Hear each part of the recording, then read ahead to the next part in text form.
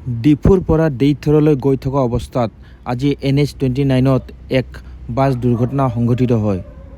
প্ৰাপ্ত তথ্য অনুসৰি মা ট্ৰেভেলৰ এখন যাত্ৰীবাহী বাছ ডিফুৰ পৰা দেইথৰ অভিমুখে গৈ থকা সময়ত ডিলাইৰ চেকগেটৰ সমীপত দুৰ্ঘটনা সংঘটিত হয়। ঘটনাটো ৰাষ্ট্ৰীয় ঘাইপথ 29ৰ ওপৰত সংঘটিত হয়।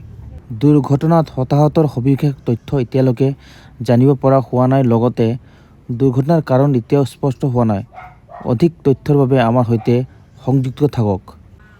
বৰ্তমান চাওক, আমাৰ ডিফু প্লাছৰ পৰা মই দেখুৱাইছোঁ ইয়াৰ বৰ্তমান পৰিৱেশ। কোনো লোক হতাহত হোৱা নাই বৰ্তমান, যিহেতু ইয়াত সকলো স্বাভাৱিক হৈ আছে। যিহেতু চাওক, এখন বাছ চাওক এই ডিভাইডাৰৰ ওপৰত চাওক উঠি গৈছিলে। উঠাৰ দৃশ্য দেখুৱাইছোঁ আপোনালোকক। চাওক এই বাছখন চাওক, এনেদৰে চাওক ডিভাইডাৰৰ ওপৰত উঠি গৈছে আৰু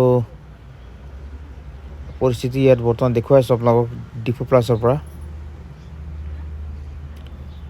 সবিশেষ তথ্য সম্পূৰ্ণ ভালকৈ আহিলে আমাৰ হাতত আমি আপোনালোকক জনাম।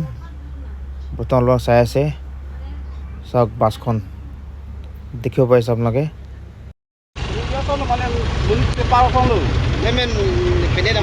Munir ke pak? Gari mah munir loh.